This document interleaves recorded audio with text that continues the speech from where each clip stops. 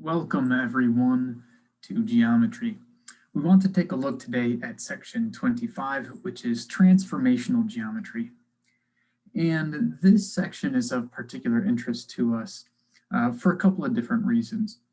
The first reason is because we can actually use transformational geometry to replace side angle side in our development of geometry. So the postulate for side angle side we could remove and replace with a statement about transformations. The other thing that's of particular interest to us is the fact that this starts to bridge to other courses in mathematics, in particular abstract algebra. So the collection of transformations that we talk about create what we call a group. And so that's something that we'd like to talk about or discuss in this section, which may actually come as a supplemental video to this section because I don't believe that the notes really emphasize or highlight that particular aspect of transformational geometry. So let's take a look at our notes here. So what is a transformation? Well, a transformation is a function. And this function takes the coordinates in the plane and maps it to the coordinates in the plane. So where we are referring to the plane by fancy P there, right? A P with two vertical lines.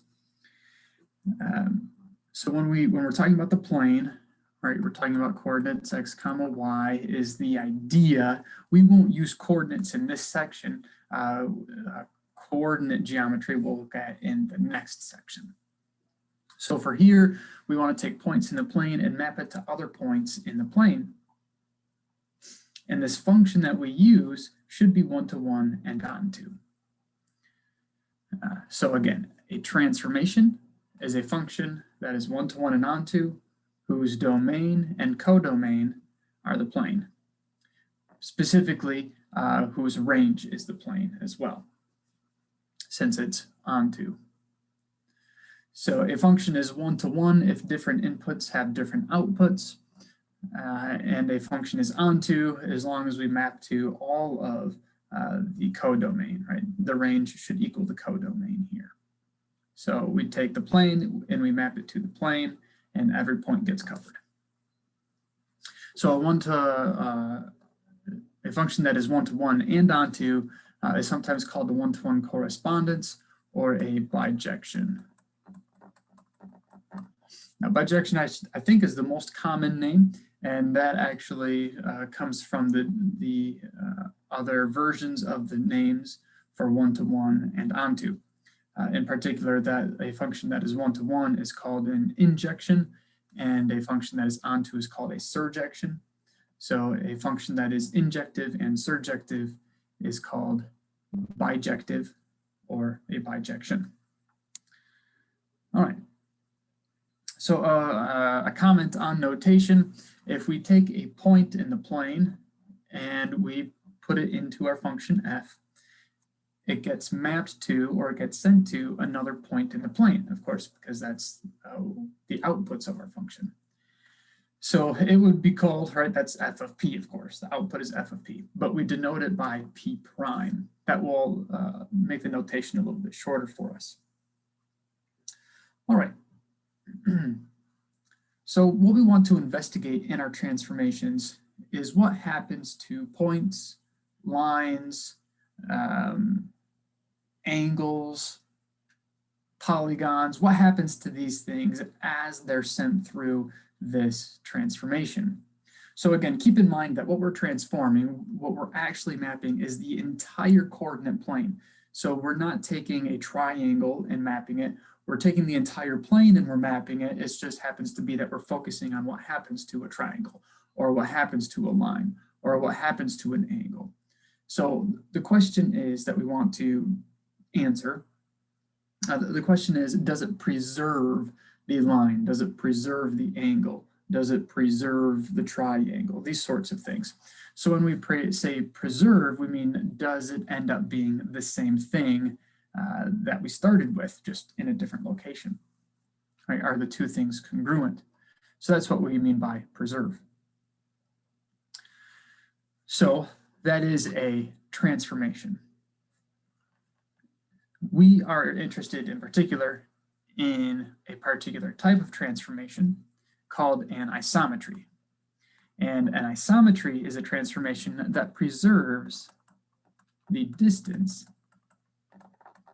between points.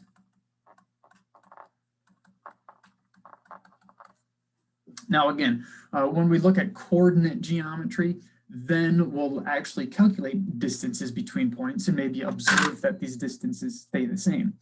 But for now, we're just going with the idea that an isometry preserves distance between points. So if we have 2 points in the plane, then when we send them through the isometry, we would have that their images are the same distance apart. So the distance from P prime to Q prime is equal to the distance from P to Q, right? It preserves distance. That's what we're trying to say. Isometries are also called rigid motions, right? Because you're taking this one thing and you're picking it up and moving it somewhere else. So you're not squishing it, you're not stretching it, you're not deforming it in any way. It's rigid because it's keeping the same shape and moving it. But how do we know it's keeping the same shape? Well, that's actually one of the theorems. It's the theorem that follows. So if we have an isometry, then that isometry preserves distance between points. Of course, that's because it's the definition of an isometry, but it also preserves the measures of angles, and it preserves the areas of regions. So there's no scaling that's happening here in an isometry. If we do look at scaling and we look at other things, what we end up with is something that is not necessarily putting ourselves in Euclidean geometry. So when we're talking about Euclidean geometry, when we want to talk about it with the idea of potentially being able to replace a side angle side, then we have to work with isometries, in particular preserving distance and preserving all these things. So there are other transformations of interest, but not of interest at this time. So let's see, F preserves also the relationships of collinearity and betweenness.